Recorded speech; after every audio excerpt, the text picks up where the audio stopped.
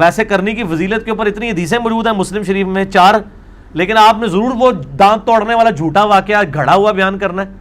اور جی کیلا جو ہے وہ حضرت ویسے کرنے کے لیے اترا، وہ کیلا اللہ کے بندو پہلے تھا موجود ہے، کسی گورے نے سنا دینا، اسلام ہی بدنام ہوئے گا. اور میں تو اللہ کا شکر ادا کرتا ہوں کہ ہمارے انڈیا، پاکستان، بنگلہ دیش اور افغانستان کے علماء اردو میں لیکچر دیتے ہیں. اگر یہ انگریزی میں ہو نا تو گورے اسلام قبول کرنا ہی چھوڑ دیں گے، اتنی فرسودہ یہ باتیں کرتے ہیں. کیلا جی ویسے کرنی ہے سے نازل ہو ایسی، کیلا تو بھائی پہلے سے موجود ہے دنیا میں، ٹھیک ہے نا جی. تو ویسے کرنے کے لیے نہیں کیلا نازل ہوا، اللہ معافی دے. نبی علیہ السلام مطلب دنیا سے تشریف لے گئے ہیں اور وہ ملاقات نہیں کر سکے ہیں، وہ صحابی نہیں ہیں، وہ تابعی ہیں، خیر التابعین میں سے ہیں. جنگ صفین میں حضرت علی کی طرف سے لڑتے ہوئے شہید ہوئے ہیں.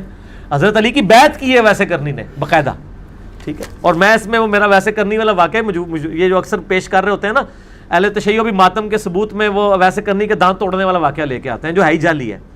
تو میں ان کو پھر علم الکلام سے جواب دیتا ہوں کہ بھئی مولا علی علیہ السلام، صحیح مسلم میں آتا ہے کہ نبی علیہ السلام کے جب دانت شہید ہوئے تو سال بن سعد السعدی کہتے ہیں کہ خون نہیں رکتا تھا تو سیدہ فاطمہ نے کاٹن کا کپڑا جلا کے وہاں رکھا خون روکنے کے لیے، اور سیدنا علی نے اپنے ہاتھوں سے نبی علیہ السلام کا زخم دھویا. تو میں نے کہا کہ مولا علی اور سیدہ فاطمہ کے سامنے حضور کے دانت ٹوٹے ہیں اور انہوں نے مرم پٹی کی ہے، انہوں نے تو اپنے دانت کوئی نہیں توڑے.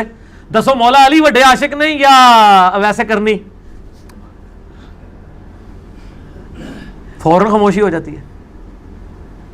مولا علی سے بڑا تو کوئی عاشق رسول نہیں ہے، لیکن مولا علی نے یہ کبھی کام کرنا ہی نہیں تھا، نہ ویسے کرنی نے کیا.